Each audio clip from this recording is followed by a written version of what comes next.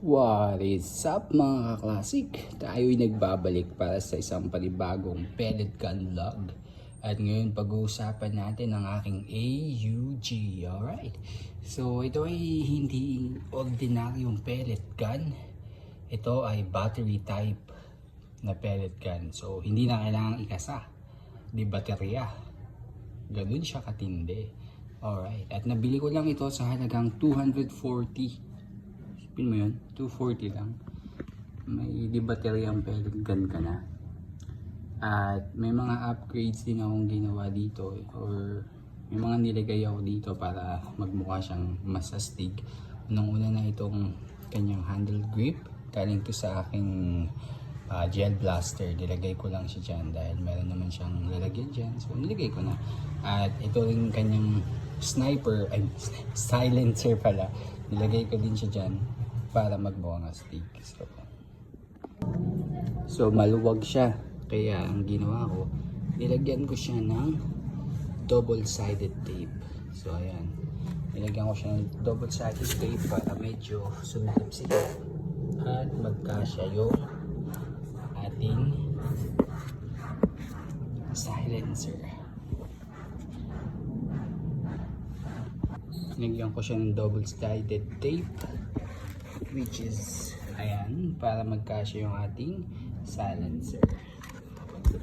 Nilagay mo siya yan ganyan, pero kita pa rin yung kanyang puti, konting puti, diba? Okay lang, stick. At itong kanyang magazine, props lang yan. Yan yung kanyang battery talaga. So para alisin siya, yung pindutin itong button na to. Pipindutin nyo yan at hilahin nyo siya pababa. So medyo mahirap, pero yan, pindutin nyo at hilahin nyo pababa at lalabas ng kanyang battery. So ganyan ang itsura niya. Dummy magazine lang siya, pero battery talaga siya in real life. Okay, at ganyan naman ang itsura ng kanyang lalagyan na baterya. Okay, so ibalik nyo lang. Tulak nyo lang siya. At ayun, balik na. At ito naman kanyang scope ay dami lang din yan. Wala siyang lens or kahit ano. Dito nyo ilalagay ngayon yung kanyang mga bullets. Ayan, so yung bilog na yan, dyan yung ilalagay yung mga bullets. So sige, ilagay natin ng mga BBs. Okay, lagyan natin siya ng mga BBs para sa atin. Lagyan natin siya ng mga BBs para magamit natin at ma-testing natin. So may mga question, idol, pwede ba yung pantaboy ng mga hayop tulad ng mga pusa at aso? Question yung gano'n. Wag, ang gagamitin ito sa mga hayop kahit na hindi siya gano'n kalakas. Siyempre hindi pa rin tama na gamitin nyo ito sa mga hayop.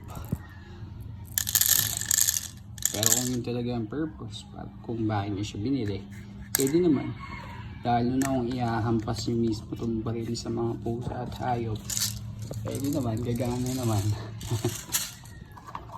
Pero syempre may gulat factor siya, kasi yung putok niya medyo malakas eh.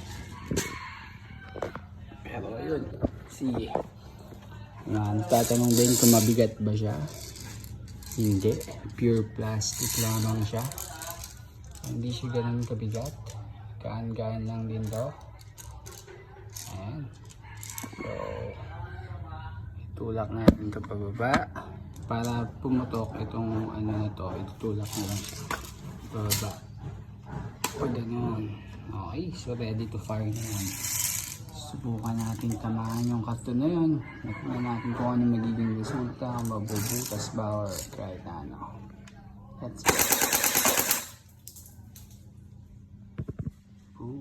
So gano'n naman yung tunog.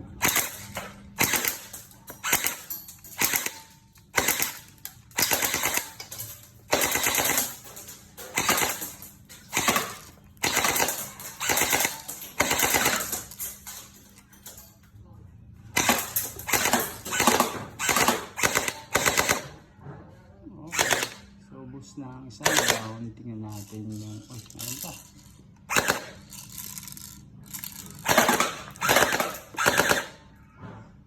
Okay, tingnan natin yung maging resulta. Ayan. So, ito yung ating karton. Medyo matigas-tigas din to. Walang tumagos. May mga konting bumaon. Konting nag-iwan ng mark. Pero hindi siya tumagos. Ibig sabihin, ang ating AUG na automatic battery type ay hindi ganon kalakas. Ayun lang. Salamat sa panonood. Hanggang sa muli. Paalam.